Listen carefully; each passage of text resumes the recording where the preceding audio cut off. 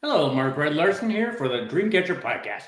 Thanks for joining us. Today, my guest is returning awesome guy, Dan Quinlan. Welcome, Dan. Thank you, thank you. This is number 4, I think. So pretty good going. So, I don't know when the first one we did it, but it's been a while. I mean, in my fourth year, I just did the 333rd episode yesterday. Yeah, I didn't know it's Saturday. So, time goes by fast, and so does doing podcasts. I mean, that's a lot of talking. Let me tell you. So, Dan, and a little bit of background on how did we first meet? Sure. So it was, I think, about 2 years ago. So I remember my parents were coming over from England, and I can't remember if that was the first or second time, but I do remember us talking around that time. That was October 2 years ago, because I remember for Halloween and trick or treating and everything.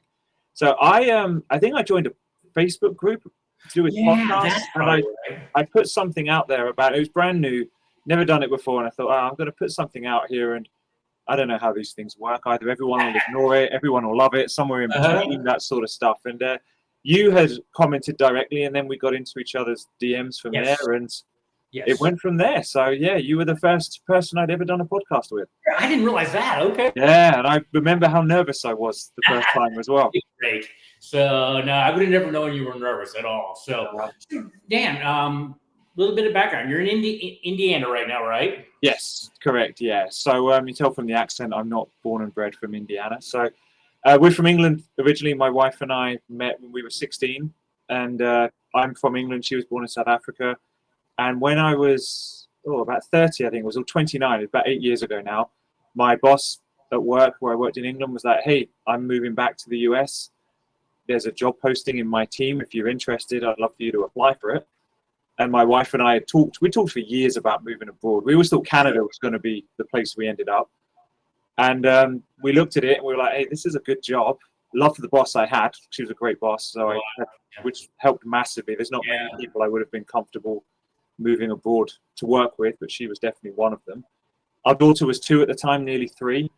And we just thought, you know what, actually timing-wise, there's probably not a better time to do it, to be honest. So there's no schooling issues. We don't have to drag her away from all her friends, because although she had friends, she was 2 or 3. So, that's like. So exactly. It's and it's been 8 years now, which is crazy. I mean, does it seem like 8 years or less or more, or?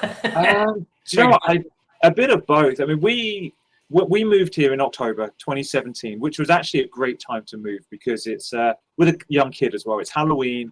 Then it's Thanksgiving, then it's Christmas. Right. Everything's super exciting. You're in a new place as well. Yes. So we loved it. And then January hit. So that 4th month, and it was colder than I'd ever experienced in my life by a long way.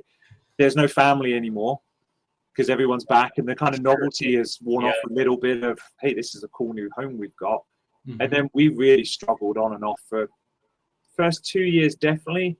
Then things got a little bit better. Then COVID hit on year 3.5, I think, and that was hard, because you keep it in touch through WhatsApp videos and stuff, but not that you could see each other anyway with all the lockdowns both countries had. But then we had visa issues because the governments had shut down, so we had to leave for a month. I didn't know that. Yeah, we were in a real bad spot with that, actually, because our visas were expiring, which was normal stuff. Sure. But then with COVID, I remember being told hey, there's a 50-50 chance your renewal will go through or not. And it didn't go through. Wow. And I remember speaking to my work, and they were like, it's going to be 8 months till you can get an appointment, and you can't work in that time. You can't be in the country either. Oh, my word. I was like, I can't leave for 8 months. My daughter was in kindergarten at the time. My son was 1.5 years old, maybe a year old. So I said to them, I was like, look, my son's born here in the US. Does that mean anything? And they're like, oh, yeah, we don't want US citizens stranded. So we got it all done within a month. So that worked out really well. Very good. So, but that was stressful until we got I bet.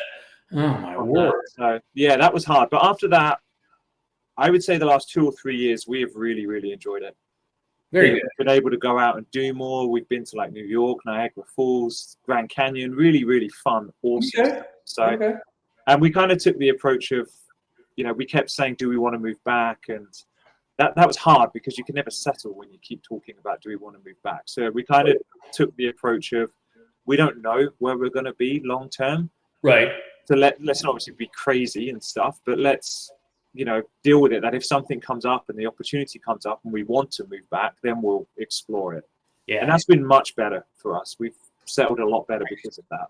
I could see that. So when you come into Nebraska? That's the state I haven't been to yet. So we'd love to get to every state. Welcome to That that. ain't going to happen. Anytime you want to come to Nebraska, you're more than welcome here. So yeah, that would be a cool place. Yeah, it's from what I've seen of Indiana, it's very similar, because I think you guys have a little bit of corn growing there too. We definitely have a small amount of corn. Small. Just a small. Like here too. I mean, when I talk to people like Nebraska, that's true, but there's a lot more than that too. So just like in Indiana. So Dan, what's new? What's going on? I know we were talking about your coaching still. Yeah. Yeah. So been doing that for about 2 years now, I think it is. So I mentioned some of the visa stuff, and obviously that was a real challenge, and that happened at the same time of a newborn with no family around, COVID, and work was really not going well for me at that point. Yeah. Either I'd had some health issues as well. I'd had a couple of surgeries for skin cancer, which thankfully it wasn't bad skin cancer, if you know what I mean. As in, there was no risk of life or anything like that, but I still had to have it dealt with. Yeah. And I ended up in like a 3-year period having more than 150 stitches in my face and ear. On your face? Oh my word. Yeah, so kind of like from one end of my forehead to like 3/4 of the other. I would never know that. They did a good job. They did a really good job. Yeah, wow. And I notice it sometimes because one of my eyebrows will lift more than the other sometimes when I'm talking, and that's because of that surgery. That might be good though. You're really intense. You really got. That's what it is, and no one notices it, but I can see it, and it doesn't bother me now. But at the time, it really did, and I laughed about it at one point because after the surgery, I was back to work within a couple of weeks after my last one. Okay. And we were wearing masks because of COVID. My eyebrows were all over the place because they had to cut through muscle to get to the skin cancer. Wow. So no one could tell my facial expressions whatsoever because no one could see my mouth and my eyebrows were permanently stuck. So no one. I guess that was a plus with the mask. I guess if there was any plus. Oh my gosh. Yeah, so that was rough, and I'd lost a lot of confidence in myself as well, partly because of that. And I had a new job which I was struggling with as well, and I should have put my hand up and said I'm struggling, and I didn't. And just tried to push through everything, and simple things that I would have just dealt with on a day-to-day basis, I would just become a nervous wreck about. Just, I didn't want to leave the house because if the sun was out, I was worried that it was going to cause skin damage, and then I'd have to have skin cancer surgery again. And just general day-to-day was hard and rough, and thankfully got through it. Thankfully. Yeah. I never guess you being that way ever. You seem so confident and just... I would never guess you being that way. I appreciate that. And, it was a big journey to go through that. And at one point, it was actually in England when we got our visas renewed. I remember my son was napping. My daughter was doing some schoolwork because we took some schoolwork with us because she was going to be out of school for a month. I just remember sitting there at the dining room table reading a book and just being like, I felt like this for 2 years now. I need to fix this now. Yeah. Because I kept blaming bad luck as well. And there's an element of bad luck, but you can't keep blaming luck for things going wrong all the time. And so I decided at that point I needed to do something a little bit different and to try and get back to it. And some of it, the first step for me was, what did I like about myself before I lost all my confidence? And how can I either improve on that or at least bring some of that back? And then I started making decisions based on that. And that was a great start. And I had some therapy as well, which was great to help me through that. And then a chance came up at work to we introduced a coaching department to help with people. And I'd always enjoyed that type of work, but didn't really know too much about it. And I had a good relationship with the person who ran it as well. And I spoke to her and she recommended some training. So I went through 100 hours worth of training, which was quite a bit. Really intense. And I loved it. And I was like, this is what I want to do. And then I started off like, as everyone does, with the enthusiasm, but not having a clue what they want to do with it. So I was like, I love this, but don't know what to do. So I was like, I'm going to start a newsletter and just talk about stuff. So I started that and did that once a week and struggled for the first 6 weeks of what on earth am I going to talk about. And then I was talking a lot about, people finding your purpose and things like that. And as I think I did about 6 months of that. So 26 roughly, maybe a little bit more. And as I was doing it, I was like, I'm enjoying this, but I think there's more to it than this. Yeah. And then went and did something else along the same lines, but decided I wanted to do some products with it as well to help people. Yeah.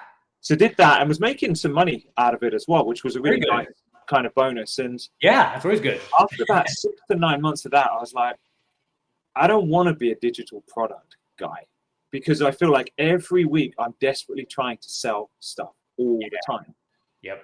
So I was like, okay, well, what is it you want to do? And it's like, the question for me is, what do you do? And if you can't answer that question, it's a hard battle at times.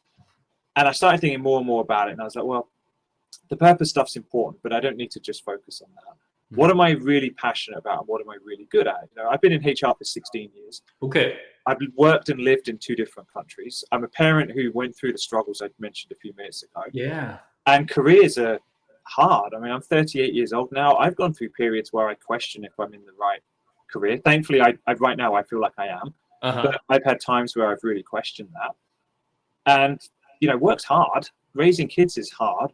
The world is in a really weird place, I think, at the moment as well. I agree. And I was like, well, you know, combine those together with my experiences, my knowledge, the fact of, you know, who I am and what I've done. I was like, that's where I want to be. I want to be helping people navigate the career stuff and not just be like, you know, I'm unhappy in my job, I need to go to college and get a brand new degree, because it's not always the answer.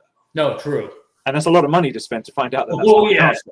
Yes. So I was like, you know, that's where I really want to focus. So I took the products and I wanted to build a community around that as well. And I'd wanted to build a community for about 2 years, but I kept putting it off because I didn't know what to do. I didn't think anyone would be interested and all of that stuff. And I finally hit a point where I was like, about 3 months ago, where I was like, you know, I want to do the community. If I email the people who have signed up for my stuff and they're not interested, I'll start again. But this is where I want to do it. And I got a decent amount of take up, not a lot, but probably around 5% of the people I email daily joined, which I didn't know what to expect. But yeah. And the products that I was selling, I put in there for free. So I cut my revenue, all of anything I was making money from, I cut it and put it in for free. Okay. The community, because I was like, I don't want to be selling all of this stuff all the time. It wasn't where I wanted to go. So put it in the community, started it about 2 months ago. It's the Parent Career Reset. And the idea of it is that, you know, say parenting's hard, careers are hard. I want a place where we can talk openly about it and not have things like Instagram where everyone only ever shares great, amazing stuff, where it's just not always like that. No, true. It is not. No, and that makes that harder sometimes in life as well. So I set it up. I put the career stuff in there as well that I'd created. So I created a tool to help people diagnose what's wrong in their career. Put that in there as a, you know, hey, if you join us, you've got this. And just trying to build a community where we can talk about work, we can talk about parenting, like little things like, you know, kids and technology. I've got an 11-year-old who, she doesn't have a phone, but most of her friends do. And that's really hard because she obviously really wants a phone, and I totally understand that. But my wife and I aren't, and she's like, but my friends have. So we can talk about that in the community, and I can get different viewpoints from people. So, you know, and I'm very clear on it as well that, you know, there's things I am really, really good at, and there's things that I am not good at. Being in a community, I'm not the expert in everything. But we can bring people in the community who have different viewpoints, who have different knowledge of things. And we can start sharing all of that knowledge as well. And I've been at it for, I'd say, about 2 months now. And it's a pretty engaged community. I'm struggling to figure out how to get people to see it, which is always the battle with anything. But the people that are in there, I've obviously got some people that don't say much, which is fine. But I've got a lot of people who every day we're talking about something. And even little things like, you know, what time is it acceptable to watch Christmas movies? So we have fun in there. That's awesome. You know, all of that stuff as well. So, and I feel like it's exactly what I need to be doing and where I need to be. As well. So I'm so glad I did it, that decision. And it's just great to have that community aspect to it. And I'm going to evolve it as time goes on as well. It's a free group. I didn't want to charge for it. So I wanted to keep it free. And then, you know, over time, I'm going to add in some bits where, you know, I think people come under like 4 different categories. You've got those who are super happy. That's awesome. You've got those who are unhappy but don't know or don't want to do anything about it, and that's their choice to do that. You've got others who just want a little bit of help and community and chat, which is the free group. I don't see why I should ever charge people for that. And then you've got others who want to do more one-on-one stuff and group stuff, which I'll also be adding in there as an option for people if they want as well. So I wanted to get that free group, never have to pay for it, use it for what you want for, but then also cater for those who do want to do some like one-on-one or exactly, have the option as well. So that's the next step that I'm working on, probably over the next month or two, certainly by January, I think, to have that in there. Okay. And then people can stay. No one ever has to use the one-on-one or group stuff. No one has to pay for any of that, but it's always there if they want. Yeah, and that's a great way to have that. So it gives them the option. You know, it is. Yeah. So how do people find you, or how do they find this group? Sure. So it's been a mixed one at the moment. So I totally changed my website, and I've still got a little bit more work to do on that. And I took everything out of it and just put in what the community is and how to join as well. So that was one thing. I've joined up in the past with other coaches and done like digital swaps with products and things. So I got a lot of people in my world from that. So I'd email my email list like once a week, telling about what's going on in the community. I just started about a week ago a YouTube channel, which 2 months ago, actually even less than that, 1 month ago, I'd have been like, never, ever, ever am I going on YouTube and filming myself talking about stuff. Never say never. Yeah, that was one where I was pretty convinced it was never going to ever happen. And I was in a mastermind with some other coaches with stuff, and the person who leads it challenged us. Was like, what are you most uncomfortable with? And I'm like, going on video. I hate the idea of going on video. She's like, well, that's what you've got to do. I was like, I don't want to do it. I do not want to do it. And she's like, ultimately, I can't force you to do it, but everything you're scared of is the reason you should do it. True. And I was like, okay, but I'm not doing 10-minute videos. I'll do 30-second videos. She was like, that's fine. Good way to start. Short. So I did a few 30-second videos. They're okay. I mean, they're not fantastic, but they're okay. And then last week I did an 8-minute video about AI and the impacts I think it's going to have on careers. And after I did it, I was like, man, that was 8 minutes I was talking for. So I put it in there. So that's something else and that's like a week, maybe 2 weeks old. So that has no views going to it whatsoever. Well, you got to start somewhere, though. Exactly.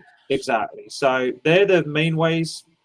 So my website, which is just my name, I kept that super straightforward. So danquinlan.com. And then everything filters and funnels into the community from there. And I think I'm going to have to do some Facebook ads as well, which I wasn't loving that idea, but I really want to get people in this group, and I want the right people as well. I do have 3 questions that I ask people when they join. If no one answers them, I decline it. Well, because I don't want a group of thousands of people that don't do anything. I want a small group that, and I haven't defined a number of small, but I want an engaged group. Yes. Of people that don't have to say comment every time, but are involved and that they're taking part sometime. Yeah, they're just not sitting there. Yes. Exactly. So that's I think I've done a lot of work on it. I love doing it, but I think in some ways I need to stop doing some work on it and start spending my time getting people to see it. Yeah. And making decisions, which is hard because obviously there's rejection there because people don't always click, which is fine.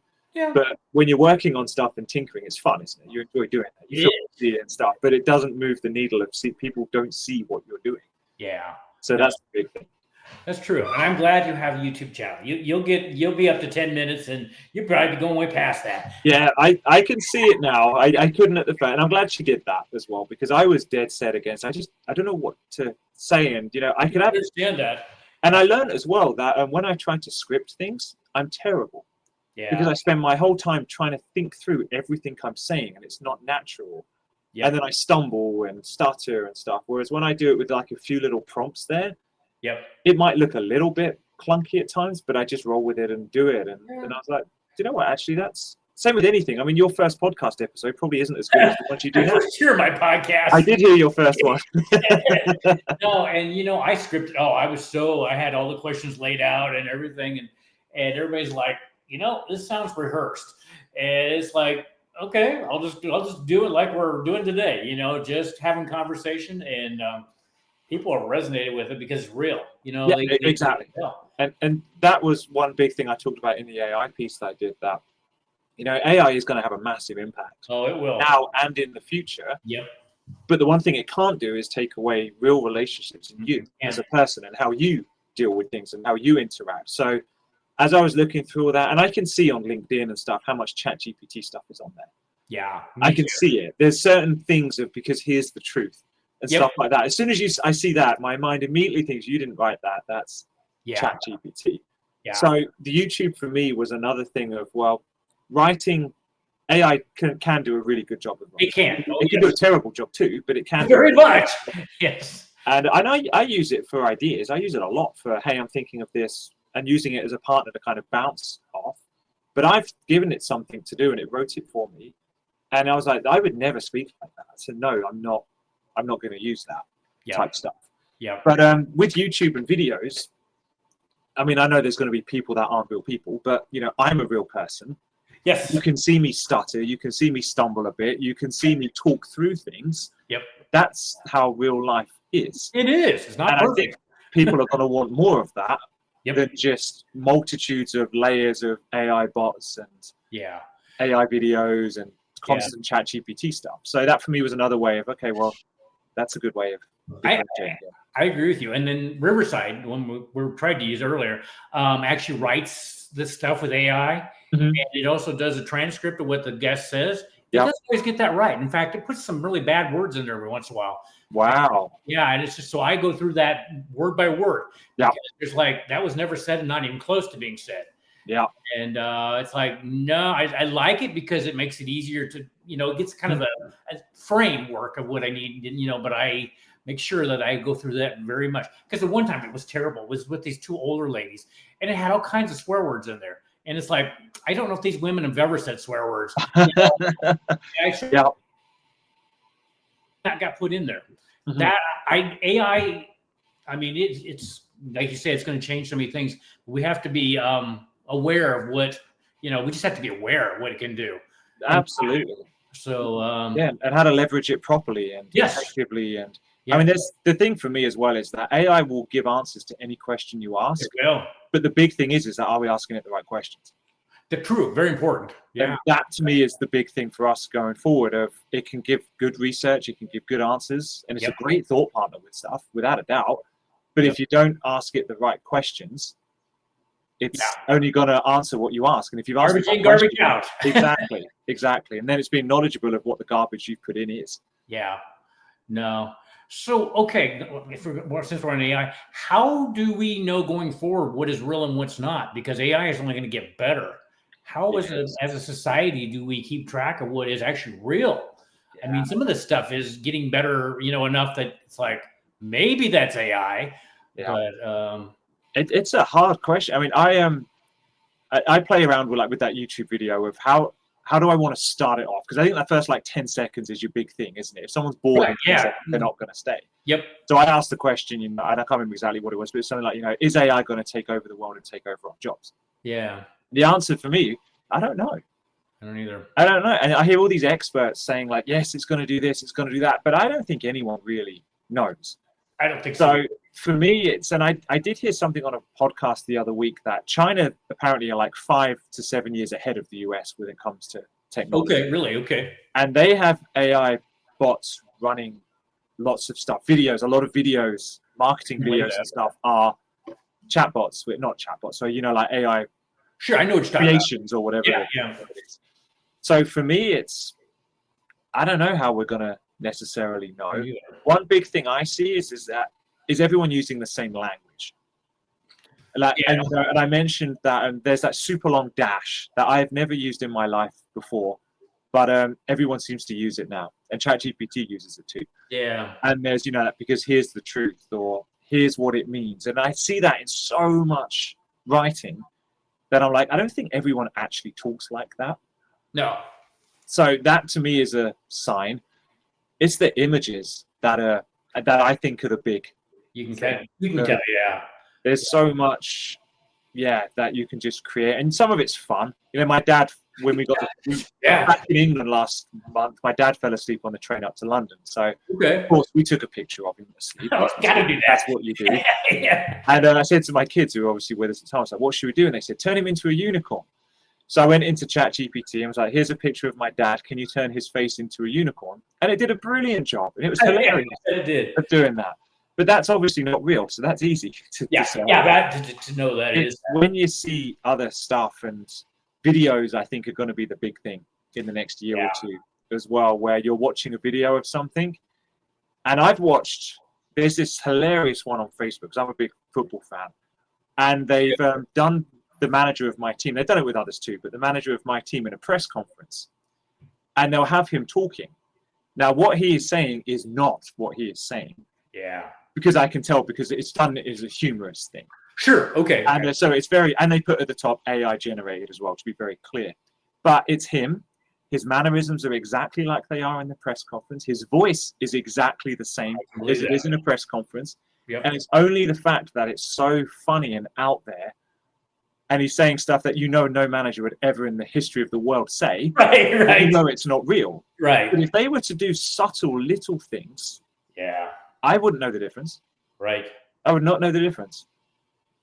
So that's going to be where it becomes difficult. Now, I'm sure there's things like that, whereas if they did do that, there'll be people suing people and stuff. And I'm sure that'll happen. But it's when people create someone who's not real and then do it. Yes. And that person probably does, not necessarily now, but I think in the near future, within a year or two, I think it'll be a real struggle to tell the difference. Yeah, I think it's fascinating and scary at the same time. Yeah, and I was 12 years old, I think, when the internet started becoming a thing. So I do remember life before the internet, but it wasn't like I was in my 40s and it massively changed the world type thing. Right. Whereas I'm not far off 40, and I think AI is the biggest thing that I can recall. Me too. Yeah. No, and it's just like with Riverside, AI is so entrenched that it'll do the podcast for me, and it sounds like me. And it's just like, oh my gosh, because they gave me a sampling, and I'm not interested in doing that because I want to be real. But I just wonder how I don't know. It's gonna be interesting times. It is, and I've looked and I've thought seriously about with the coaching stuff of why am I better than AI than coaching? Because you can pay for a one-on-one coaching session, or you can go into ChatGPT for free or for $20 a month or whatever, right, and ask it questions. And there's an element of sometimes that's okay to do that. I can't compete with some of that, but what I can compete with is, are you asking the right questions? Yeah. Because you don't always know, and I feel like I could do a good job of helping with that. Yeah. And if you and I were talking, I could tell when you didn't sound confident with something, and I could tell when you've said something that you don't really believe. Yeah. And then you can really dig into that, which is where you get the power of finding stuff out. AI will never know that. No, true. That you've done that. So it will just answer the question you asked. Yeah. Whereas actually, again, it could be the wrong question. Yeah. So that for me is the difference. It is interesting. So, I mean, it's a great tool, but it is, I don't know. So I got changing directions. I love that you don't give your daughter a phone. Do you have a certain age she can have a phone? Yeah, and we keep pushing it out every year. So and I don't blame you. I think that's so good because I see so many parents give their child when they're still in the, babies basically. Yeah. And I think that's so terrible for a child to grow up with that. It is, and it's hard because she has a watch. She has a smart watch. So when she goes out, we can track the location. She can call us on the watch. She can send us messages. That's good. I like that. Which it's okay. It's not brilliant, but it's okay. But she has a tablet as well, which she can really use mainly when we go on trips, like long distance trips. Sure. And her friends all message because they all have phones, so we do let her go on that and message back and stuff because we don't want her to be left out of conversations. No, that's true too. But I mean, when she goes to middle school, which is a year away, that I think will push the what do we do. So she'll be about 12 at that point. Okay. So maybe then. But I mean, I used to get the train to school. And when we were in England, we got that same train journey that I used to do as a kid to school when we were going somewhere. And when I was a kid, we were never bad on the trains, but we were loud. There's a group of 12 to 16-year-olds. We were loud, obnoxious. Yeah. Never did anything bad, but loud and obnoxious. So we were probably, people who got the train probably hated being on the train with all the school kids. We got that train ride last month, and it was silent because all the kids were on their phone. I can believe that. And I'd never even thought of it like that before. My wife actually noticed it more than me and pointed it out. And then obviously once someone points something out to you, that's all you see, isn't it? It is. And we were shocked because she used to get a train as well. Okay. And we were like, wow. We would all be laughing, joking around, chatting. Making I'm not memories. joking. It was silent. Everyone was on their phones. And that made us even more aware of the decision of we don't want her to have a phone. Yeah. Because you miss You do. everything. You miss life. Yeah. Yeah. I just, I am glad I grew up before phones.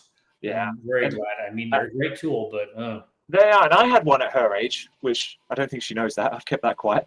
But I used to get a train to school though. Okay. So, and it was probably about 20 miles away, my school, from where I Okay. was. So I used to get a train, and obviously trains don't always run on time. Trains are cancelled more often Sure. as well. So I think for my parents and me, and obviously I really wanted one at the time as well, it was more of a safety thing. True. Yeah, I could call them if my train's delayed or I'm going to be back late or something. But obviously at the time, you didn't have cameras on the phones. You didn't have Facebook. You didn't have all of that stuff. Nowadays, yes. Yeah. So it is a little different. And we've said to her, if we get you a phone, you're not having Snapchat. You're not having Facebook. It's going to be text, camera, and calls. And obviously, and location, that sort of stuff. So, which, no, and I think she'll look back and be very happy that you are doing this. I don't know what those kids that are growing up with, like the ones on the train that you were saying, were quiet. What are they going to be like as adults? Yeah, and I saw something, I can't remember where that, and I can't remember the percent, but it doesn't matter really, that there's a growing number of like 20-year-olds that bring their parents to job interviews with them. Really? And want them to fit in. That's interesting. And I don't know if that's the way that things are going to go or not, but I couldn't have imagined doing that. I can't either. I just couldn't, because my parents were awesome, but they were very much with things like, they'd help me prep and stuff like that, but you're the one who's got to do it. You're the one who's got to apply for that job. You're the one who's got to go into it and all of that stuff. So yeah, it's going to be really interesting. And we had an incident several months back, and actually a year ago, where there was a school shooting threat at my daughter's school, and it wasn't a serious one, but obviously at the time no one knew, and a list of kids were named in it as well, and my daughter's name was on that list, and it turned out to be nothing in particular, but obviously at the time it was, I think, just kids messing around, not quite realizing that that's not a fun thing to mess around. But some of the kids had phones and saw it and told their parents about it. And obviously as a parent then you're scrambling because you don't know. Whereas we saw it on a Friday and then told Mila about it on a Sunday when we knew everything about it, that we could tell her this happened, we've done this, the school are doing this, this is what it actually means, everything's fine. But we had 2 days to figure all of that out with the school, with the police, and her nothing. She knew something was up because we kept disappearing on calls and stuff. But we managed to control all of that. And obviously she was upset. But if she'd just seen that on her phone and then come and told us, or not told us for whatever reason, I don't know, that would have been awful. It would have been really awful. You don't know how to handle that because you don't know anything. And at that point, that was another one of like, I'm so glad. I'm not bragging or anything like that. It's all personal decisions, but I'm so glad that we got to control that. Yeah. She didn't have to see and be involved in all of that at the early stages. Wow. I don't know. Today's world is very interesting. Very interesting world. So, so Dan, going back to what you're doing. So what do you have something else that you would still like to do with what you're doing? Or, I mean, helping more people. There's gonna be a lot of people to help with all the stuff going on now. And especially men, because I think men are always tough. They don't want to admit that they, and it's what I think every day. How can I help more people? There's so many people lost, and I love talking to you, and I appreciate that. It's just I see. Do you speak in front of people? No, do you know what? I haven't as yet. That probably is something I need to get over, that fear as well, and start pushing out a little bit more. I have that fear too. Yeah. But I just had a vision of you up on stage, and I thought maybe you did that. So no, I've never done that to my knowledge. Nope, never done it. Thinking through, nope, never done it. So I think that's I try to use social media a lot to grow, but I don't love being on social media. And I think when you don't love something, you're very inconsistent when you don't love something. True. And it becomes a chore. And that doesn't help me. ultimately doing that. So that's something where I've been thinking recently, and dude needs to put a lot more work in of, how can I get people to see what I'm doing? I don't want to be on socials all the time. So maybe the YouTube channel, which I think will take a long time, but it's still there. Maybe it's going on podcasts and speaking is a good way for me to I think that. And have you ever thought about doing your own podcast? Yeah, I remember you mentioned that a couple of years ago. Yeah, I could see you definitely doing that. Yeah, I wouldn't be against that at all. It's just trying to balance the time of work, coaching, kids, YouTube. Yeah, there's a lot of, Exactly that. And I want to be able to, I don't want to be in 6 places and do an average job. I want to be in 1, Amen. maybe 2, and do a really good job. Yes. Of things. So, and you mentioned dads and men there as well. And I actually went through a little bit with the coaching about a year and a half ago of just wanting to work with men. We are bloody hard work, though. Yeah. We really are, aren't we? Because we don't talk about anything. Everything's just fine. They're all in. And I looked at my email list, and it was like 80, maybe 90% women. And it was like, and that's okay. I don't have an issue with that. But it was like, okay, well, how do I reach more men? And I haven't figured that one out yet. But I want to help as many people as I can. I can't do that alone, which is why I wanted the community aspect to it. Like, if someone asks a really difficult question that's not in my area of expertise, I'm trying to think of one, but I can't off the top of my head. I don't need to know the answer to everything. No. Whereas I think when you position yourself as I am the absolute best and I only work ever with one person, you do need to know almost everything. And that to me is not right. That's not how life works. So the community for me was, we get a lot of people in there. We can pull on different people within that community who have different expertise on things. The phone thing, I have my view. There's going to be another parent who has a totally different view. That's awesome. We can talk about it in that group. And then the person who needs to make, people who need to make the decisions have got 2 different viewpoints and can help make a decision for them. Yes. So there's that. And then to say, going down into that, not everyone wants the direct help. So they can stay in the community, which is awesome. And then if you do want more help, I'm there to work with you in a group. And then if you want even more help than that, it's 1-to-1. And they're the 3 avenues I'm going down. The free group, the free community. I do want to put together like a parent career mastermind. That's big on my interesting list, where we meet once a month for like 3 hours or so.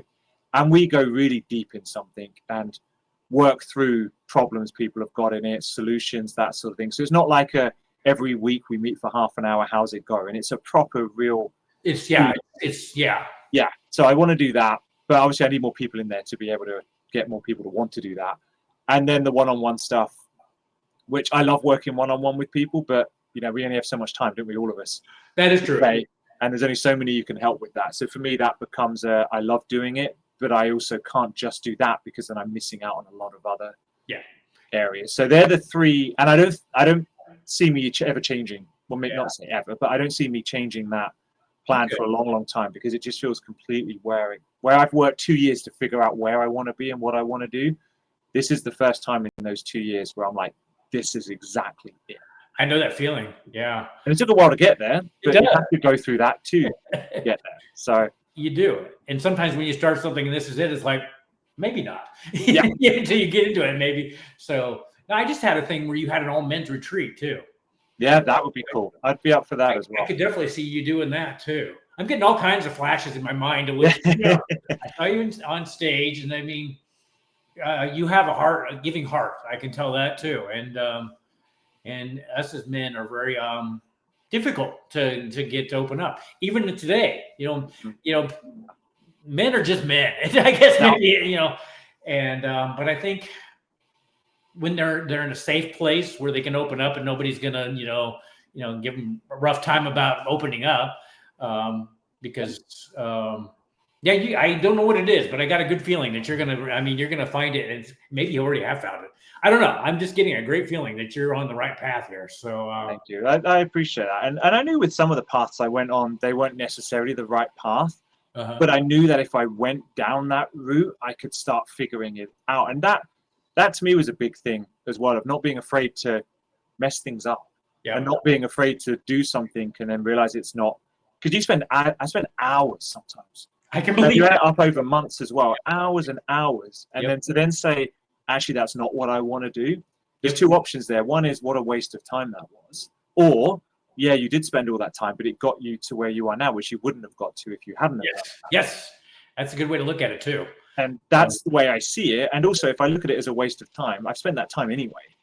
So True. whether I see it as a waste of time or not, I have done that. So to me, it was always why I look at it that way. Just look at it that way. So yeah, I'd love to. All the things like a retreat, I'd love to do that. That's probably further down the line, but that would be an awesome thing. I think you'll do it. But I mean, you have about maybe 12 guys there, and then what I'm seeing, so around a circle, just talking, and you're outside, maybe around a fire pit. Maybe that's it. I'm seeing all of that. So I don't know if you do fire pits, but that's what we can do that. That's what we get a group of experts, so we can all do it. There you go. So, but I appreciate that. Thank you. So Dan, before we end the podcast, what else? Anything else you would like to share with the audience?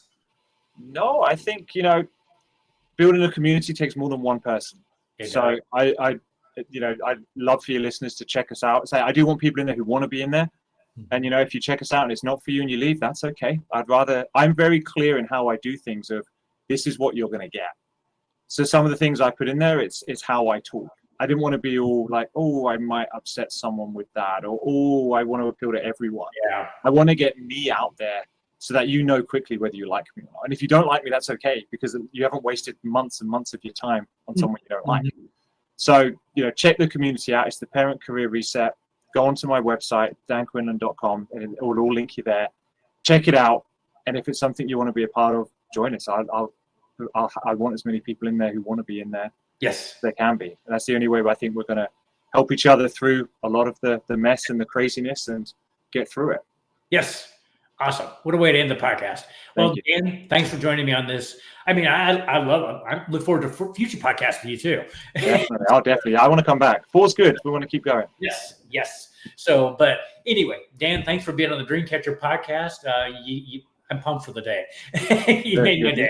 So, and have a good rest of the day, and we'll be talking to you soon. And you. Thank you very much. Thank you.